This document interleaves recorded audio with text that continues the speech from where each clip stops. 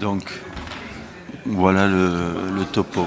En fait, ils vont pas utiliser de mixing video console. C'est niet. Ce qu'ils vont faire, c'est prendre depuis la caméra l'image qui passe sur la télé. Ouais, ça ne s'invente pas.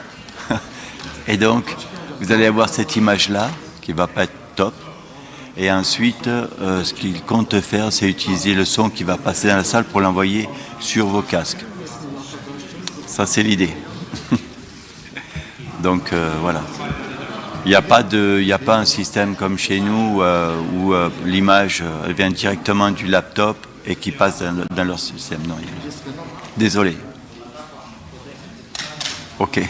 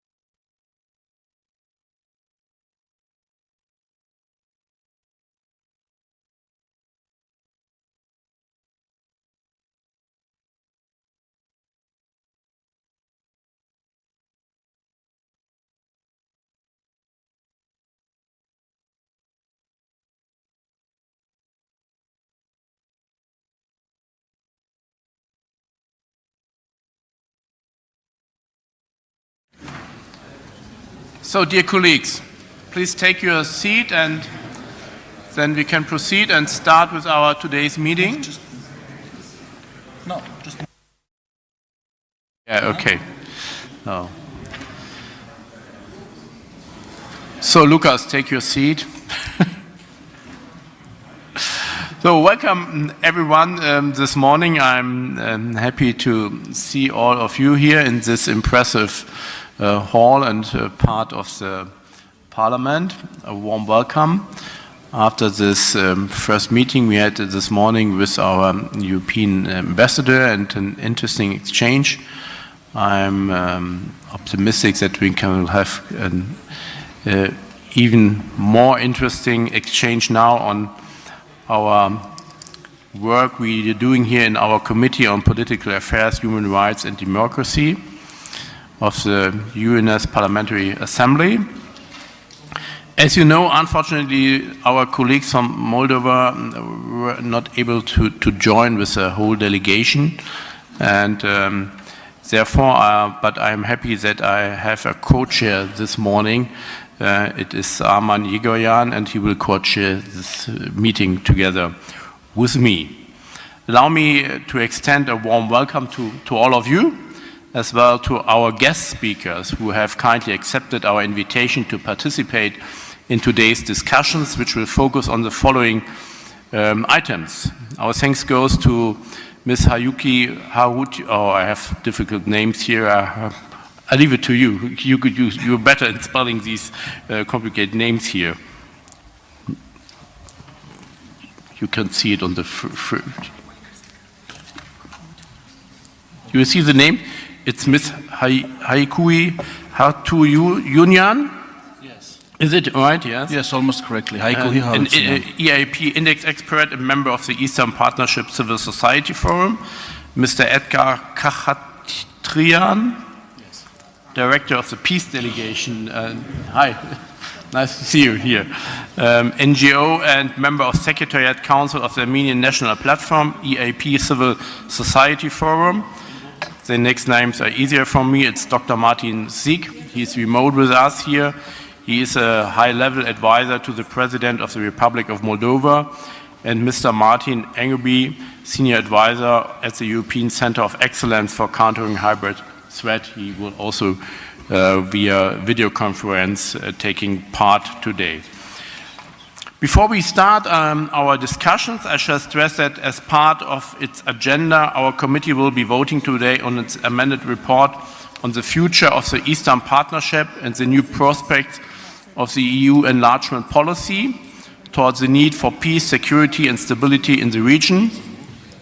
It was the report which was prepared by Ivan Kurko from Ukraine. I say a warm welcome also to Ivan, and he did this work together with me, which we will, after confirmation by the Bureau, will be then submitted as a motion for resolution to the UNS Parliamentary Assembly for final adoption. We have it tomorrow morning. I would like to note that today's meeting is public and will be web streamed, with interpretation provided in English, German and Russian. That makes it easy for me, so I can later change to German. So, I will now come to the agenda and the question of the adoption of the agenda. Before we begin, are there any objections to today's draft agenda? I don't see this. Then the agenda is adopted. The second item is approval of minutes. The draft minutes of the committee meeting held on 19th March 2024 have been circulated to members and are available in the meeting room. If there are no comments or objections, the minutes shall be considered approved. Okay, thank you. Then I hand over to Aman, and we come to the next point. Thank you very much, Mr. Schenk, dear co-chair. First of all, let me welcome you in Armenia on behalf of Armenian National Assembly in the National Assembly. It's our pleasure to host the Euronest parliamentary meeting here. And I hope that this meeting will give a new impetus to our work in upcoming future. Dear colleagues, first of all, we have to vote on the draft report on the future of the Eastern Partnership and the new prospects of the EU enlargement policy towards the need for peace, security and stability in the region. Co-rapporteurs Oliver Schenk, European Parliament, and from the European Parliament, and Ivan Krylko from Ukraine. I guess we vote it if there are no objections.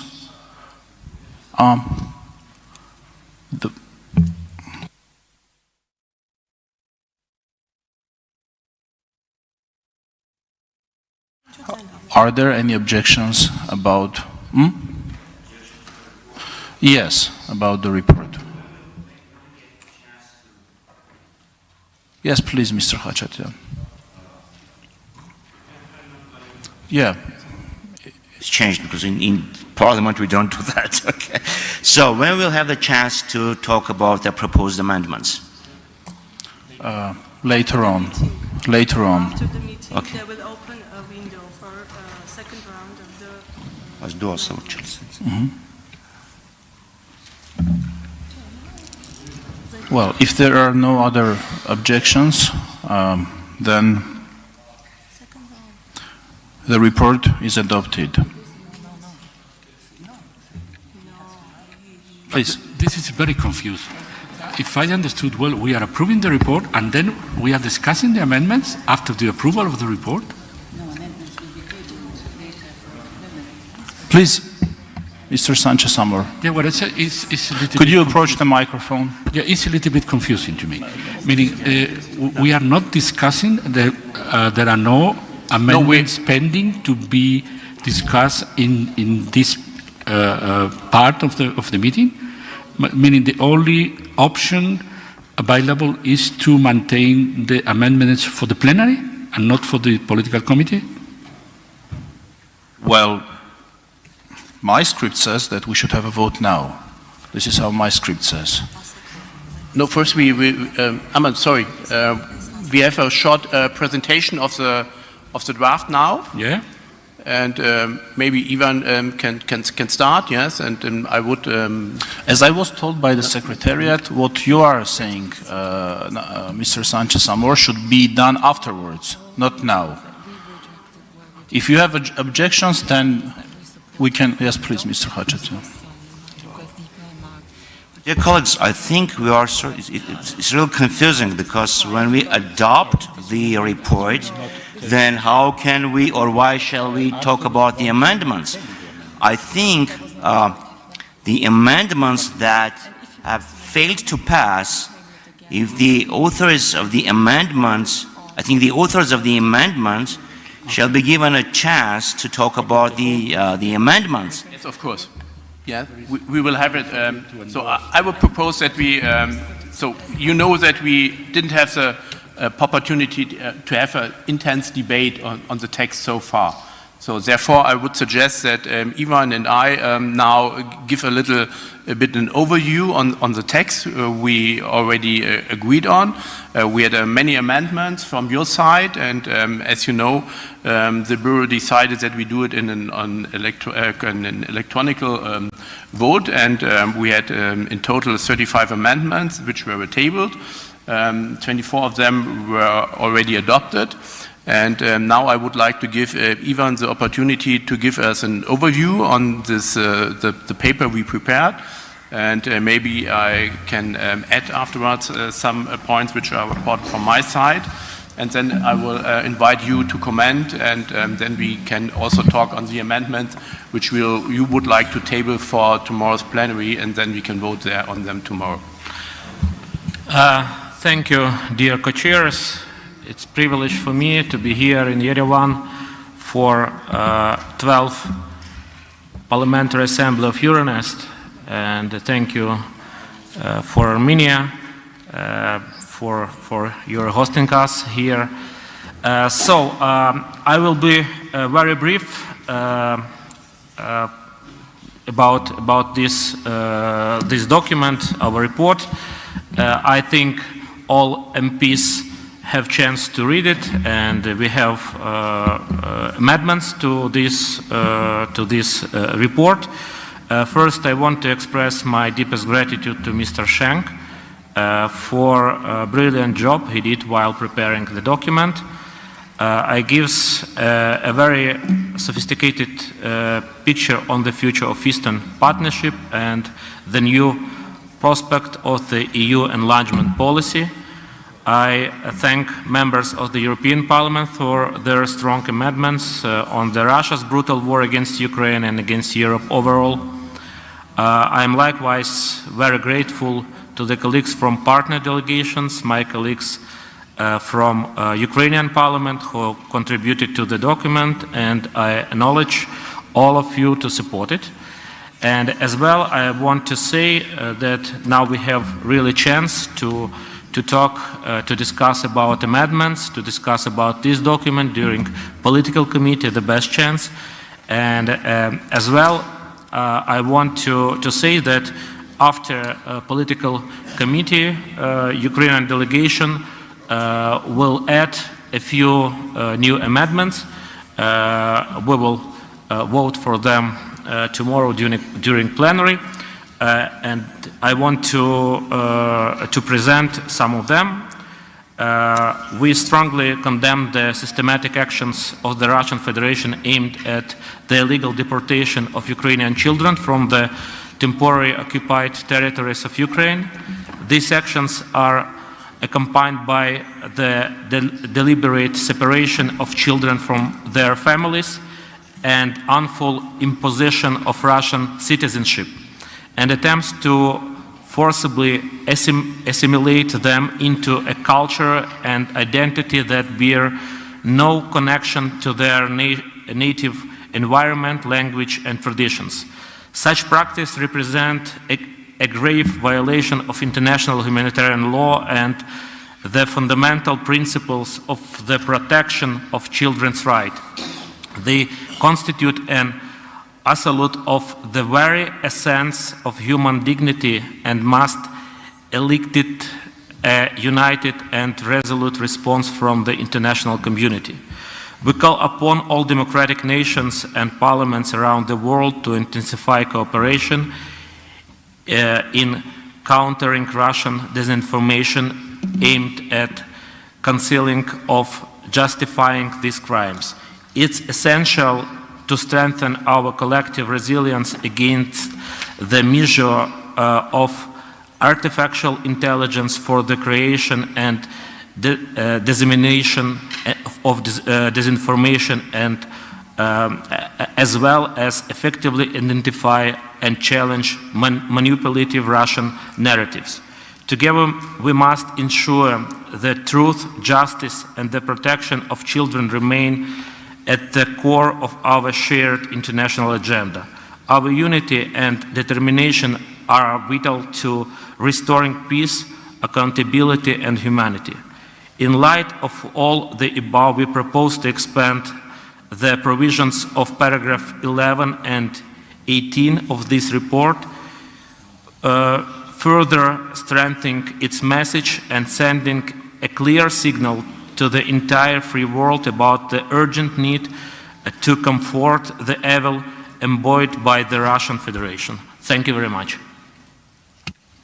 So thank you, Ivan, and also for the already mentioned amendment.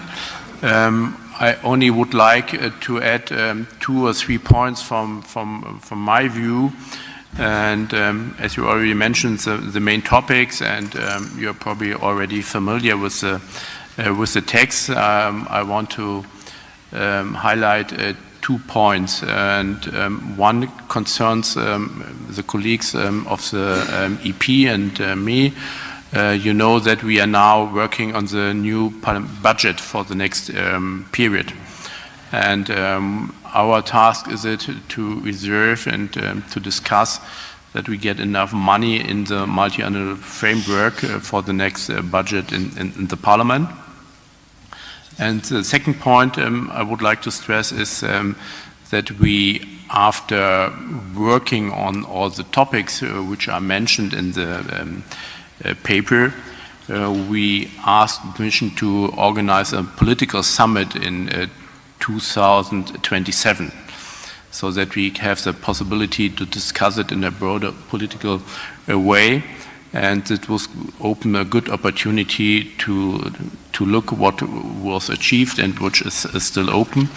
And with these 2 points, I would like to invite you to take the floor and to describe how you look on this paper and on the things we prepared.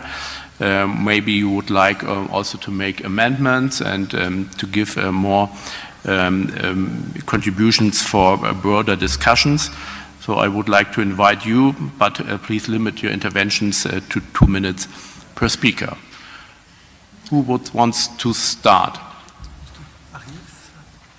Oh, yes, please, with Ariev, you are the first one. Thank you, co-chairs. First of all, I would like to express our gratitude from Ukrainian delegation for the hospitality of Armenian side, and we really appreciate it. Not wasting the time, I would like to propose two amendments to the report. First is regarding the situation in within the circumvent of sanctions against Russia on the dual-use goods and military equipment that still Russia gets from many states worldwide.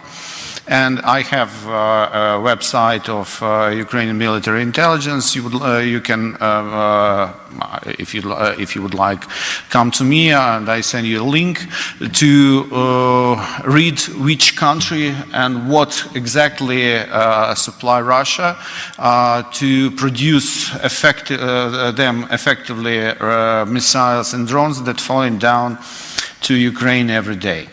So I do believe that we have to call to strengthen monitoring and sanctioning also third parties, and have a really hard response to the supplement of Russian terrorism and Russian war against Ukraine.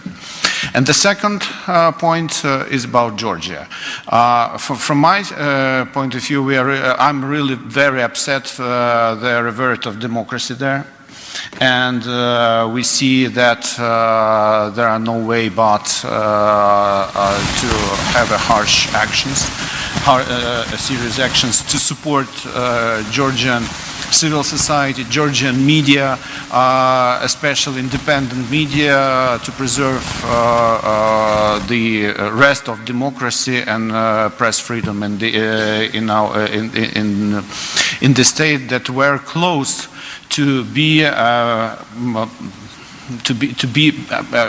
membership, to potential membership in European Union, and they turned bad direction from this path. So I think very important also to support Georgian fight for democracy as well. And I'm really, from my side, I really very welcome, to sum up my points, Armenian decision to start European integration. This is very important for your country very much, not only to be a member of democratic, the club of democratic states, but also you can have a very big economic and financial advantages in the future of that. So good luck for you, and I hope you will succeed this way. Thank you. Okay, thank you very much, Volodymyr, and thank you for your amendments. I would like to remind all others that the deadline for amendments for the plenary is tomorrow at 10, and they have to be tabled in English. So we continue, and next one is Raza. And Yeah, thank you very much. I took the floor just to say a few words here in this important committee, and also would like to express my gratitude and support, not only from my side, but from our EPP, European People Party group, for the work both rapporteurs made and our secretariat on that. Myself, being like a veteran in politics in my country, from Lithuania, and following Eastern Partnership countries and developments in that region since the very beginning of our independence, I remember we had huge hope in the very beginning when we declared independence. By the way, I was one in that parliament, 1990, voted for Lithuanian independence, but also we had January attacks against our independence, and at that time Russian Federation had very different path, and imagine about 1 million people came to the streets, went to the streets in St. Petersburg and Moscow in 1991 to support us, our independence, Lithuanian independence. And we had real hope that it would be much more difficult for Russian Federation to go through the same, democratization of their country. Unfortunately, it didn't happen. Year 2000 was tragic crossroad for this country, and now here in this assembly, for sure, we have this influence, what happened in Russia when Putin came to power, and those countries, they were not able on time to jump out from the sphere of influence, Russian Federation. Now they are suffering a lot, including, of course, Ukraine first of all. So I support very much all those topics, articles they mentioned here, and trying to compare the situation we had last term of European Parliament, and today we have new developments, very positive, which are going here in Yerevan, in Armenia, with the peace agreement possible and so on, and developments in that country, historical developments. But on the other hand, we have Georgia, as standing rapporteur in European Parliament in Georgia, I just for me, it's so painful to read in our reports, so very realistic, of course, it's what is happening on the ground, but nevertheless, it's so painful for us to read such evaluations about the country, which only few years ago was like a leading country in in Eastern Partnership countries for reforms and for everything we were witnessing. So, but of course, I don't think that is forever will stay the same articles in our future reports. I still believe that Georgians, despite that they are not here today, I think first time in the history of Euronest, we don't have Georgians here in official meetings. I am happy that they are here as those who are observing, at least those people who are fighting in the streets, welcome them here, but nevertheless, I think that this body, this assembly is a platform to evaluate, not only evaluate situation, but also to help each other to fight the same evil. The name of that evil is colonial imperialistic Russian Federation. Thank you. Thank you very much, Eraza. I have now 4 more speakers on my list. It's natural. Chances are more. The next, then I have Lukas Sieper, Gerolf Ammermans, and Arthur Jacobian. So are there more people who want to take the floor? If not, then I will close the speaking list on this top of the agenda, and we continue with Nacho. Well, thank you, Oliver. Thank you for your word as Krulko. I would like to mention the extraordinary work of Sergei Lagodiskin, having us here in this political gathering because it has been really a mess to form the issue. And this is a reflect of what is happening in the area. Politically, we have probably to do a reflection, not now, this is not the right moment, but to reflect on in which way the authoritarian trends in some countries are damaging this kind of gatherings that we created some years ago. I would like to comment on an amendment I would like to table for the plenary. I hope it's not going to be contentious, because it's to mention the Sakharov Prize.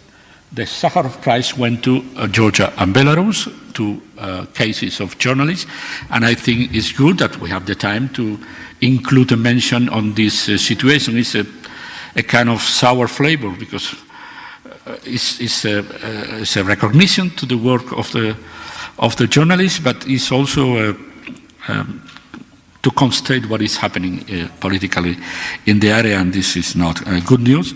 But I think it's good in our political document we recall the fact that the area has been mentioned, has been taken into account in the political rationale of the parliament when we decided recently to reward two journalists from Georgia and Belarus as the representative of the human rights or the people fighting for human rights in a very difficult environment. Thank you.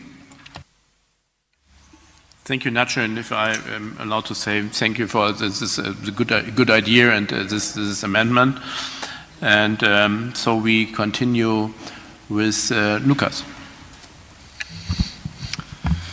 Thank you, Barrio.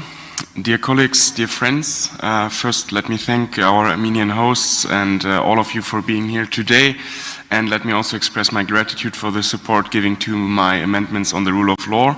They were adopted, and yet just one single vote was missing for these two new paragraphs that I would like to propose on equality and inclusion. I know that these topics are not popular anymore.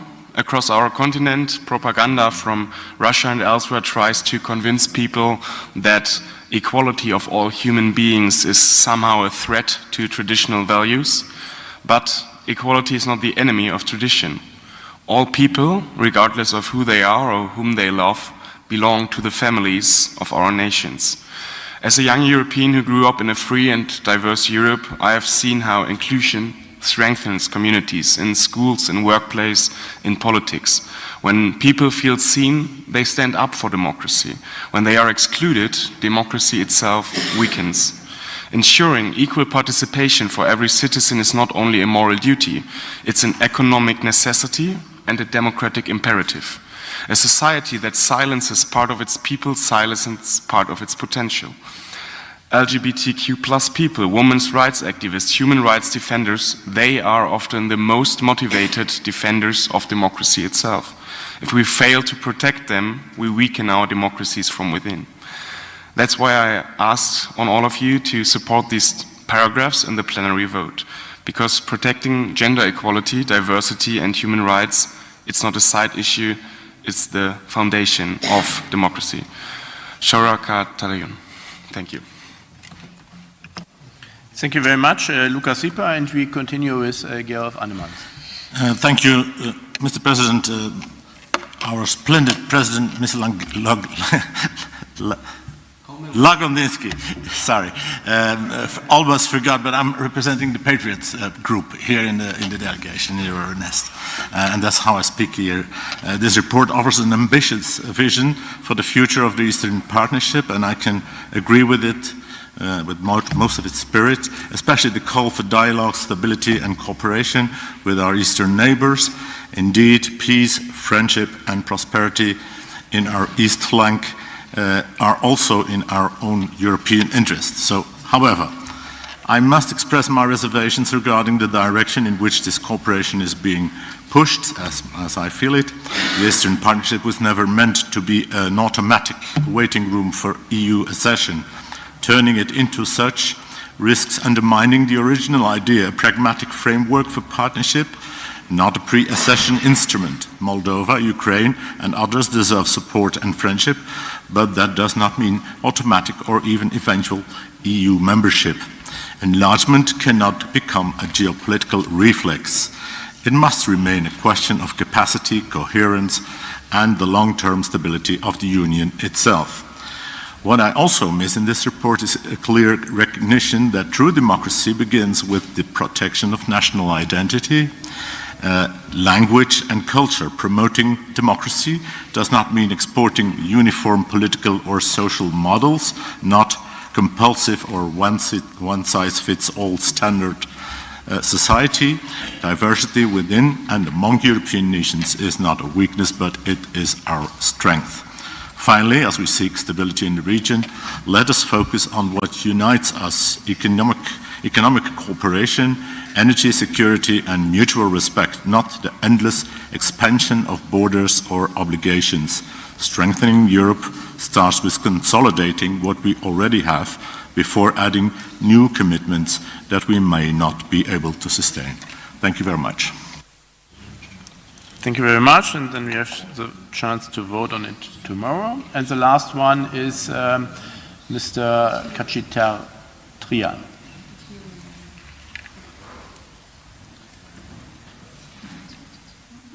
Dear colleagues, I warmly welcome you in Armenia.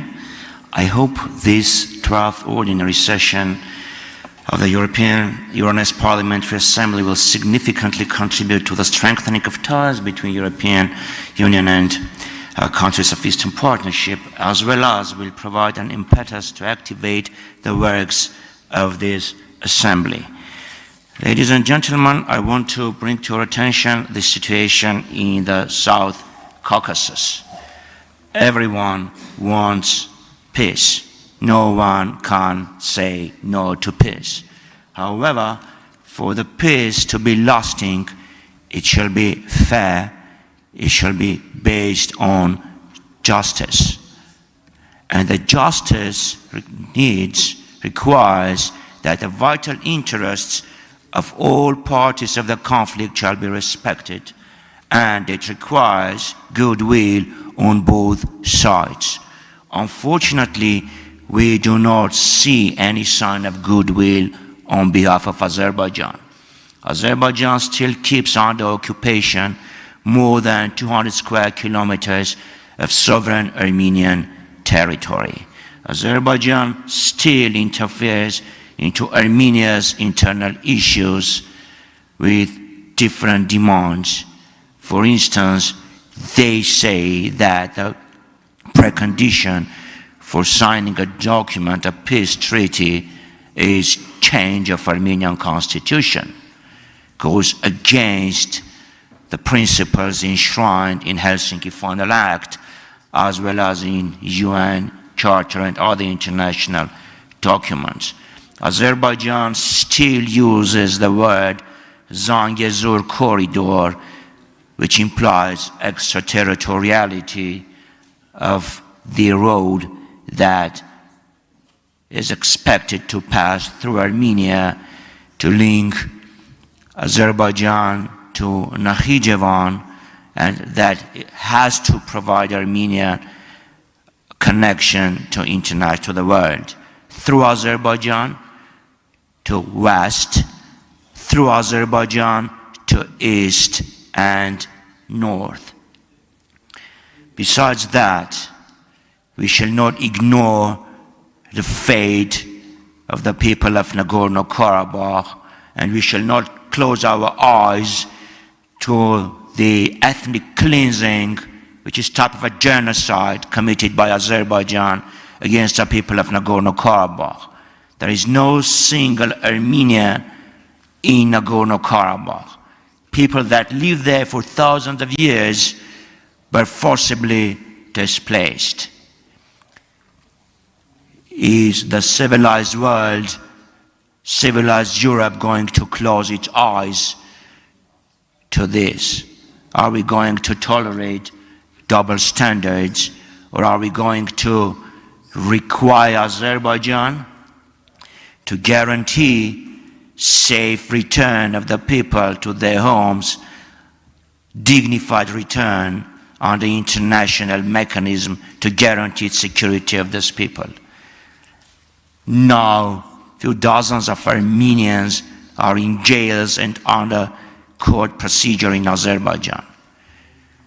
This assembly shall raise its voice and demand unconditional release of these prisoners, not to address the issue, because if you have the amorphous word address the issue, Azerbaijan can say, well, everything is under law according to Azerbaijan legislation, and close its eyes that they've forced the Red Cross out of the country. So the 23 people in the court and few dozen of people in the jails do not have any link, any connection to the world, and the world doesn't know what's happening to them. You can see the footages, the suffering on the faces of these people. So this assembly unequivocally has to demand immediate release, and also has to demand Azerbaijan to stop destruction of Armenian cultural and religious monuments. And I'm going to table an amendment that will send a message from this assembly to Azerbaijan that this assembly is not going to tolerate these inhumane acts by Azeri fascist regime. Thank you, ladies and gentlemen. Thank you, Arthur, and thanks to all who made these interventions. Those who want to make from the intervention amendments are reminded again that the deadline for amendments is tomorrow at 10 a.m. and the amendments have to be tabled in English. So now we can proceed to the vote, and we will vote by show of hands. And then I would like to ask who approves the report as amended.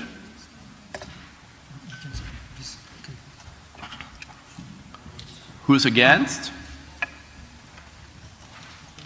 Abstentions? Then we, with a broad consensus, have a report which is adopted. Thank you very much. And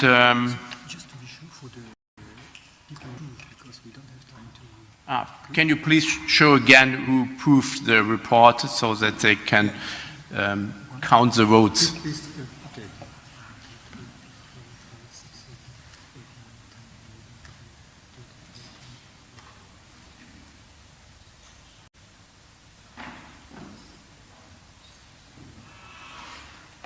Yeah? Okay. So then thank you very much. And I would like to hand over to Aman, and then we can come to our presentations. Thank you very much, Mr. Schenk. Moving on to our fourth agenda item, I'm pleased to welcome Ms. Haikuhi Halutunyan, who is Eastern Partnership Index expert and member of the Eastern Partnership Civil Society Forum, and thank her for her presence with us today in Yerevan. Ms. Halutunyan will present the 2025 edition of the Eastern Partnership Index. Please, Ms. Halutunyan. Honorable members of European Parliamentary Assembly, dear colleagues, thanks on behalf of Civil Society Platform for this opportunity to present key findings of 2025 ENP Index. I would walk you through the main trends and insights, but also provide the main recommendations the findings would confirm to proceed with for the more democratic development in the region. With this unique civil society produced analytical tool that monitors the pace of reform, the strength of democracy institutions, and depth of the European integration in 6 partner countries: Armenia, Azerbaijan, Belarus, Georgia, Moldova, and Ukraine. In the assessment of the reforms, the index evaluates progress across 3 main spheres: democracy, good governance, rule of law, policy convergence with EU, and sustainable development. Drawing on the expertise of more than 60 independent analytical and civil society organizations from the region, the index blends quantitative data with qualitative analysis to provide insightful trends, but also insightful recommendations. There are trends of development, but also, unfortunately, the backslide. Since 2023, when the ENP Secretariat presented the index, within the same framework of the parliamentary committee, new trends emerged in the region. While we see that Moldova and Ukraine continue their commitment in the region to approximate the practice, but also the entire system with the European Union. Unfortunately, for 2025, we see also the backslide from Georgian side, and unfortunately the trends that move Georgia towards Belarus and Azerbaijan. In the mid, we see also great commitment from the Republic of Armenia for the integration, and this has been already confirmed not only by the bill passed by the National Assembly, but also by the practice and developments inside the country. By contrast, as it has been already mentioned, Georgia, which has traditionally been part of the trio, including Moldova and Ukraine, has experienced a severe democratic reversal. The index records significant decline in checks and balance, freedom of expression, and judicial independence. These shifts from democratic backslides to over-authoritarianism was already announced by the 2023 edition, and unfortunately has been confirmed also in 2025. Moving on, the index highlights the electoral and judicial institutions remain fragile in the entire region. In many cases, vulnerable to political interference, those institutions were not able strongly to sustain the challenge, and this is also confirmed by the processes in Georgia, Azerbaijan, where we see that election commissions and courts lack full independency, undermining both public trust and accountability of those institutions. On the other hand, with its last parliamentary elections in Moldova, we have some hope and lessons on democratic resilience, including also the recent trends of technology and specifically AI developments in electoral processes. Another area of progress that the index scores illustrates the potential of constructive engagement in the area of transport and connectivity, which over the past years have improved significantly, driven by harmonization with EU standards and establishment of the ENP Traffic Observatory in Tbilisi. Although the picture remains mixed, some of identified positive trends show that where partnership is genuine and institutions are open to reform, progress remains possible even amid instability. And in this regard and in this context, I would now proceed with the recommendations that would be vital to consider for the development. In the area of democracy, rule of law, and civic space, to sustain democratic transformation, EU has continued its engagement, remaining firmly anchored in conditionality and accountability for local governments, and this means that the support should be directly linked to measurable respect for fundamental freedoms, such as freedom of expression, association, and assembly.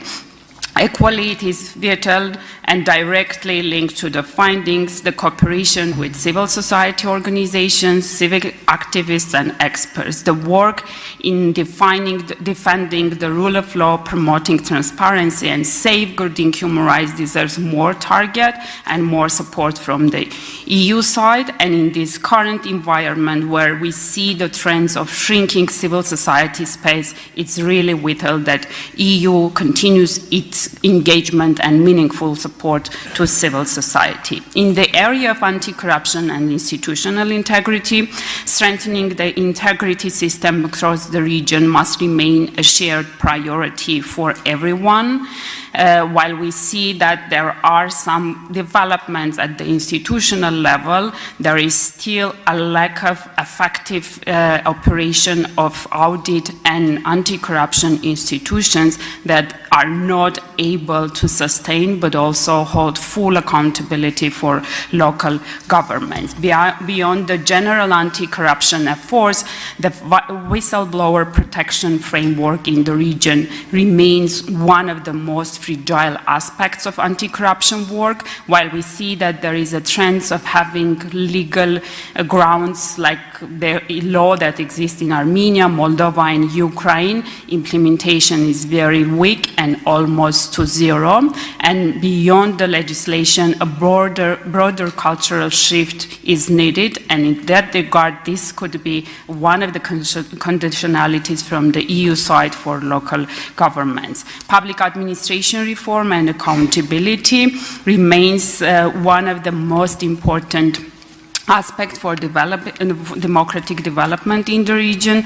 Countries still struggle to uphold these principles due to challenges related to recruitment, low pay, and untransparent hierarchical structures in public administration. A more systemic approach to monitor and evaluate governance reforms is needed, and EU technical support and assistance in this regard also would be withheld for local governments, but also for the local civil society and independent experts.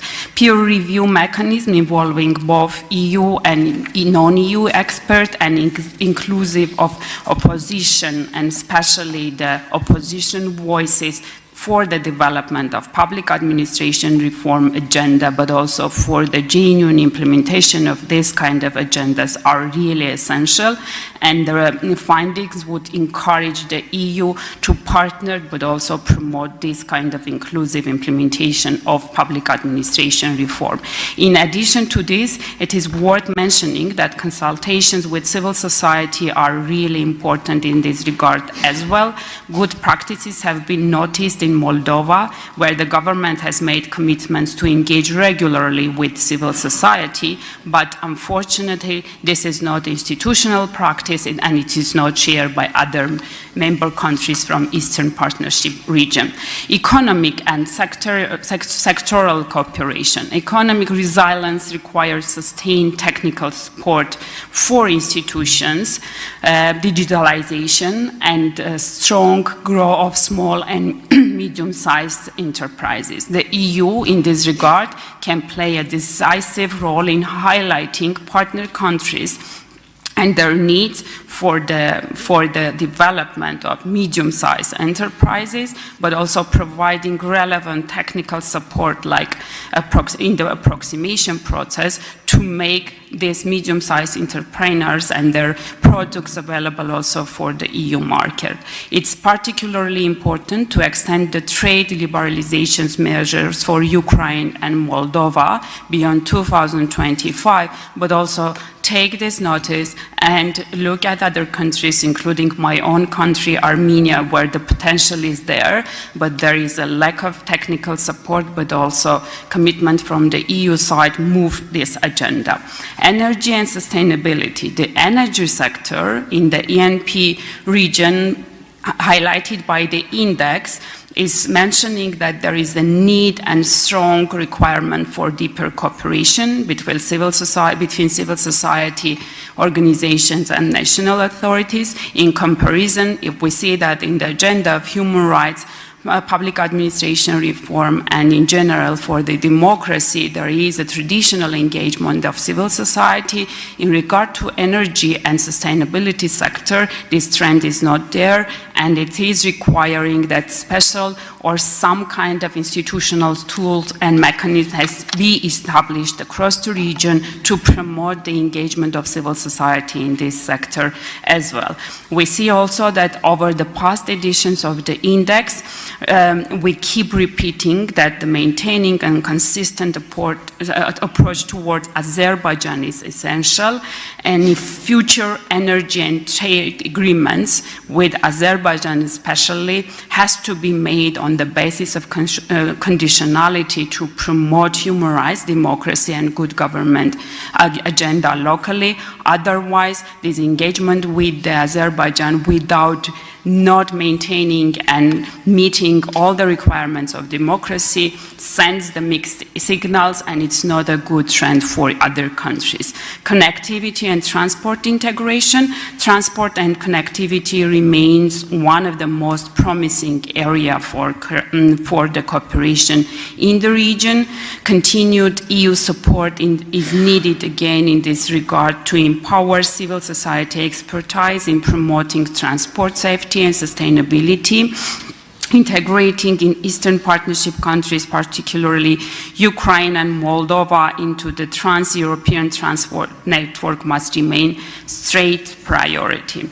This would include also technical guidance and also technical support, not only for these countries, but as I mentioned also to Armenia, to upgrade and modernize the infrastructure and to somehow eliminate logistical barriers. The establishment of 10T urban nodes and the development of sustainable urban mobility plans in partner countries will further enhance integration and reduce emission and align the region fully with the Europeans' agenda and green and digital policy agenda. I would like to conclude mentioning that the Eastern Partnership Index in 2025 presents both challenge and an opportunity. It reminds all of us that the progress is uneven and fragile, yet it also demonstrates that where there is political will, civic resilience, and genuine partnership, reform continues even under most difficult circumstances. For the European Union and for the Assembly, the task ahead is to ensure that our engagement, referring to civil society, remains principled, consistent, and forward-looking. The Eastern Partnership countries look to the European Union not as assistance, but for the genuine partnership and cooperation, building resilience, democracy, and transparency, justice, and human dignity support for local democracy. I would like to conclude by thanking for this opportunity again and encouraging to find more findings and details in each area presented through the QR code presented there, but also through the website of the Eastern Partnership Civil Society Forum. Thanks.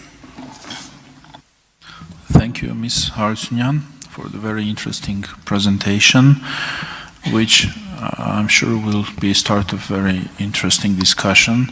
Are there any thoughts, comments on the presentation, dear colleagues? Please, Mr. Lagodinsky.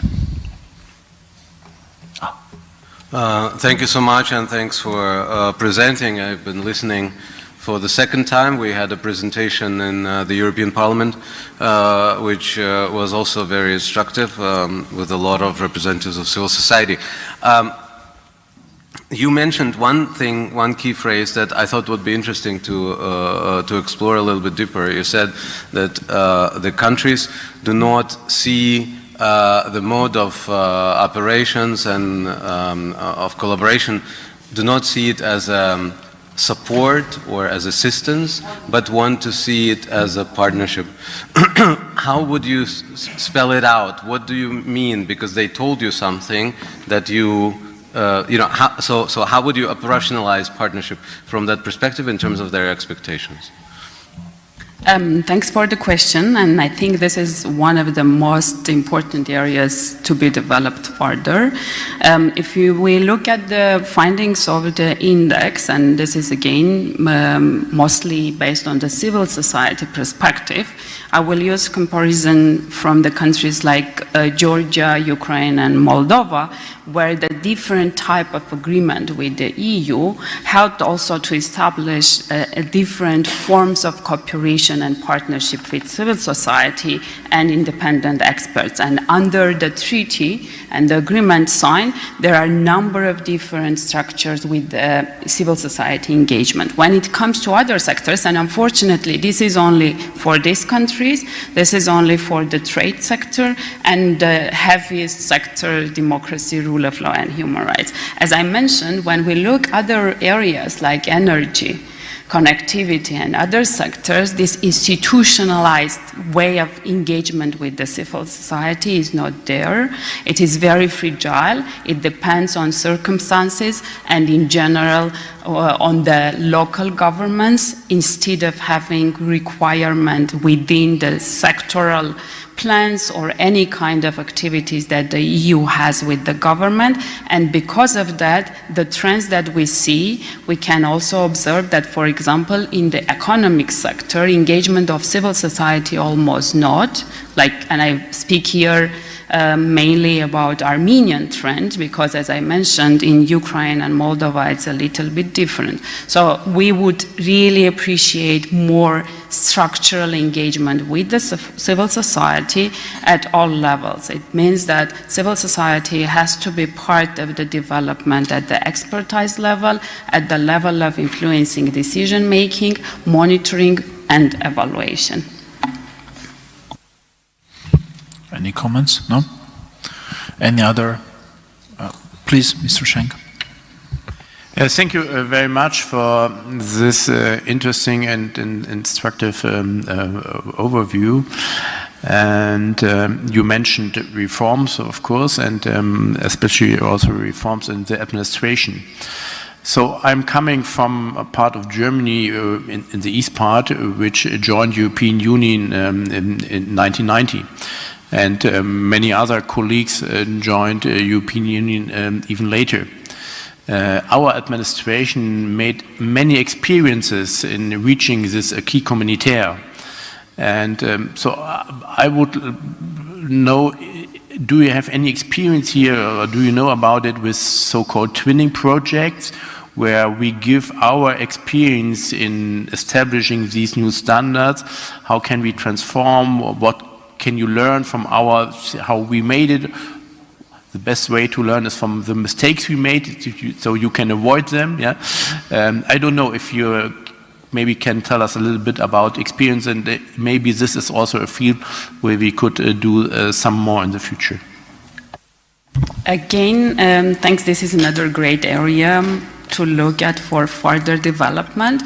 And I would just like to recall my own experience, but also mention some examples from other countries. So twinning projects and the frame that is there, it's for all countries. Moreover, for Moldova, Ukraine, and Georgia, there was more kind of twinning type of projects to be engaged, and this was really a great experience. We had it in Armenia, twinning project for different areas of public administration, but back then there was special scheme for public administration reform for Eastern Partnership countries that allowed not only to exchange the experience with the European side, but between each other. So this was really a good platform provided to support also, as you mentioned, learning from own mistakes, but also sharing what should not be done further. If those kind of initiatives are promoted again by the EU side, that would be a great support for local government, civil society, and the independent experts to learn from European side, but also exchange the relevant experience within the region. Thank you very much. Any other thoughts, comments? If not, then we proceed to other presentation, and I invite Mr. Schenk for giving the floor to the other guest. Okay, yes, for the next point on the agenda, I would like to thank our experts for their availability and presence, both with us in Yerevan and via video conference from Helsinki and Chisinau. The security landscape in the Eastern Partnership region has been fundamentally reshaped by a new era of instability and confrontation. Russia's war of aggression against Ukraine has redrawn the regional order, exposing deep vulnerabilities in the Eastern Partnership countries and testing their capacity to withstand hybrid threats, meddling interference or full-scale war. Today, peace and stability in the region depend not only on traditional defense measures, but also on the resilience of our institutions, economies and societies. Strengthening this resilience against both visible and non-linear forms of aggression should become a strategic priority for the EU and the Eastern Partnership countries alike.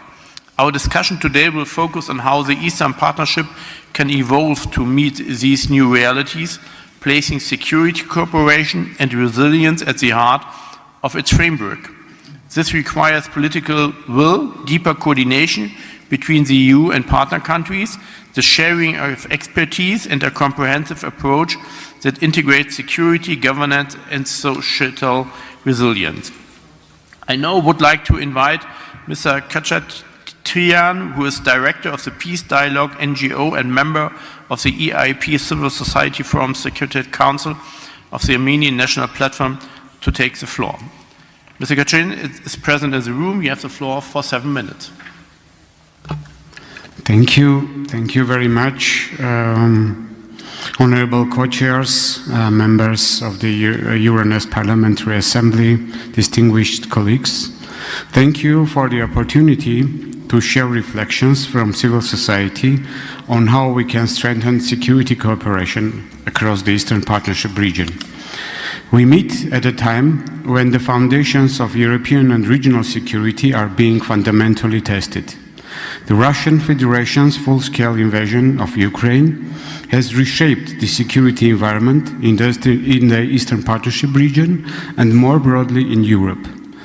This war has revealed how deeply intervened military aggression, hybrid warfare, and democratic resilience have become in today's world. Each Eastern Partnership country faces its own version of the same challenge: external interference aimed at dividing societies and weakening democratic institutions. While Ukraine continues to defend its sovereignty on the battlefield, Moldova and Georgia confront sustained hybrid pressure through disinformation and political manipulation. In Armenia, many hybrid threats originate from the same source. These threats take the form of economic pressure, political manipulation, and disinformation campaigns, and are not limited to election-related interference. They also aim to undermine the peace agenda and distort public perceptions of the European Union and democratic values. We therefore need a shared understanding that security is not only about borders and armies. It is also about the strength of democratic institutions and social cohesion. We need a new culture of security cooperation that integrates defense and democratic reform and oversight, and links national security with human security. Such cooperation must be multi-layered. Governments and parliaments must lead, but civil society and independent media must also be integral actors. They are often the first to detect early warning signs of hybrid manipulation and to provide credible counter-narratives. We should aim to strengthen parliamentary oversight mechanisms and invest jointly in strategic communication capacities. Each Eastern Partnership partner brings unique experience. Moldova in countering disinformation, Ukraine in defense reforms under extreme pressure, Armenia in post-conflict peace building and democratic transformation. Hybrid warfare begins long before physical aggression. It targets minds, narratives, and trust. That is why democratic governance, transparency, and the rule of law must remain at the heart of every security reform strategy. In Armenia, we have seen how external actors exploit internal divisions, fueling polarization, amplifying fears, and spreading the idea that democracy threatens security. But let me be clear, Armenians do not want the future of Belarus. We do not want to live in a country where dissent is silenced, where foreign military presence dictates national policy, or where citizens are deprived of their right to choose their path. Our future must be based on independent decision-making, accountable institutions, and democratic reforms.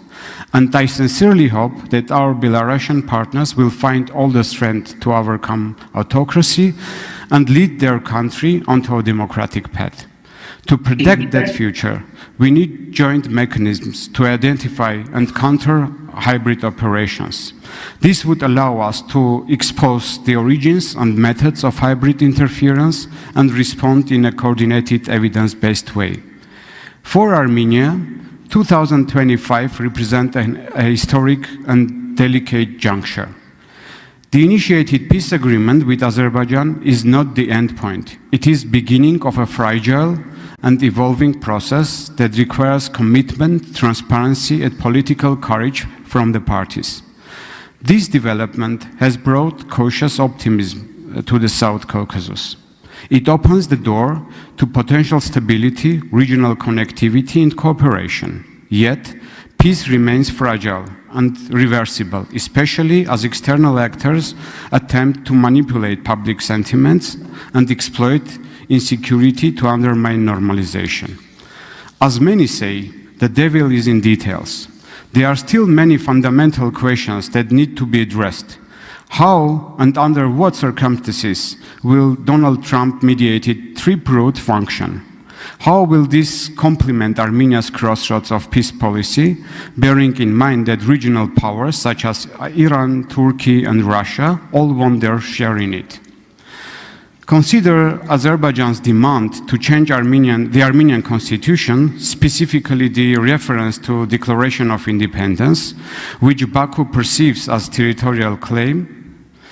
Although Armenian authorities have repeatedly stated that according to the decision of the Constitutional Court, this reference cannot be a deal breaker. Armenia has nonetheless been planning a full review of its constitution through a democratic process. But what will happen if in a democratically organized referendum, Armenian society votes against the new constitution? Will that create a casus belli? Therefore, peace building must not happen in isolation. It must be reinforced by local dialogue, humanitarian engagement, and confidence building between communities long divided by conflict. Addressing displacement, missing persons, hostages, and prisoners of war, the post-war trauma is essential for genuine reconciliation. At the same time, Armenia's democratic reform must continue. Peace cannot come at the cost of democracy. Here is the European Union's role is crucial. The EU mission in Armenia, EUMA, continues to play a vital part in fostering stability along the border. Continued EU engagement through investments in connectivity, reforms, support for peace-oriented projects, and monitoring, and through platforms for civil society and parliamentary dialogue can help transform the peace agreement into a foundation for trust. Moreover, long-term investment in economic stability, education, media literacy, and the development of democratic institutions, justice sector reforms, and security sector reforms will remain our most effective defense against external manipulation. Security and democracy are not competing priorities. They sustain one another. I personally wish for Armenia to become a full member of the European family. As civil society, we stand ready to continue working with parliaments, governments, and our European partners to make this vision a reality. Our region should not be defined by the threats we face, but by the resilience, cooperation, and courage with which we face them. And at the end, distinguished partners and colleagues, I would like to invite all interested in distinguished colleagues who will be in town to take part in the multi-stakeholder discussion initiated by our organization, Peace Dialogue, in partnership with DCAF and the Eastern Partnership Civil Society's Armenian platform on the topic of Armenia's democratic resilience, safeguarding democracy against hybrid threats through dialogue and peer learning. It will take place at the Holiday Inn Hotel and starting at 9 a.m. on October 29th and 30th. Thank you. Thank you very much, Edgar, for this informative and interesting and instructive perspective you offered to us. And I would like to ask the colleagues if there are direct questions to Edgar now. Otherwise, we will give the two other speakers the possibility to give their presentation, and then we have a discussion on all three. Okay, so then I would like to give the floor to Dr. Martin Sieg. He is the EU high-level advisor to the President of the Republic of Moldova. He has served as a senior advisor to German and international governmental and non-governmental organizations, and was most recently director of the Konrad Adenauer Foundation in Romania and in the Republic of Moldova.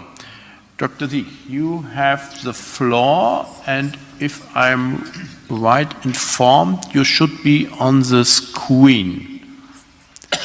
So I would like to ask our colleagues here in the room to switch the screen.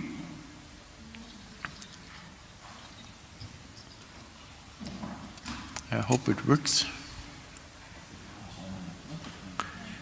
Give them some seconds.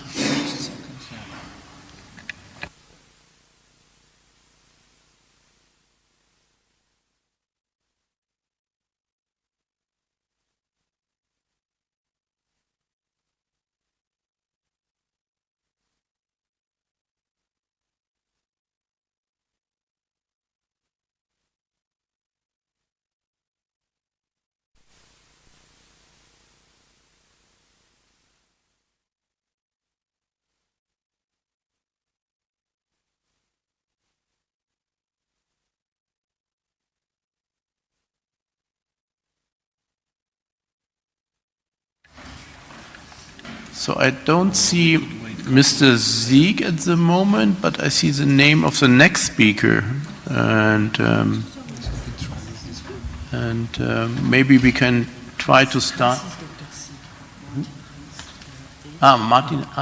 So, okay. Now we see someone on the screen.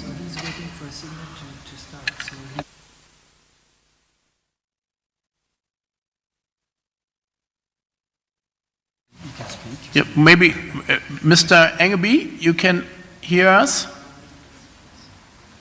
Oh, he's not reacting. Okay, now. This is Dr. Sieg, I think.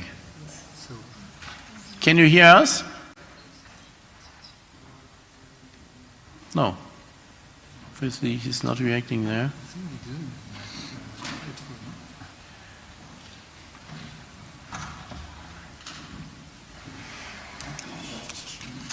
Mr. Sieg, can you listen to us?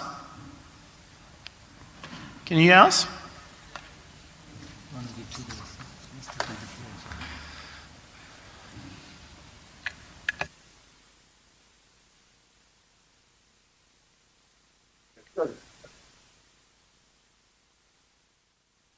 Hello? Good morning. Good morning. Finally, Dr. Good morning. Sieg, is it I you? understand it is my turn. So, because then I it's just now you have the connection floor.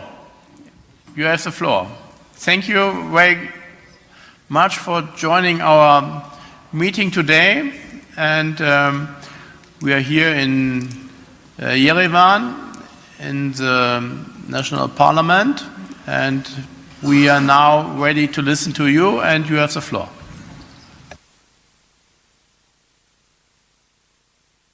Very well. Good morning from Chisinau.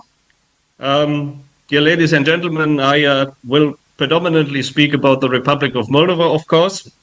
I start with a short disclaimer that the views I'm giving you are only my own, not that of any institution, neither the government nor the European Union as a whole.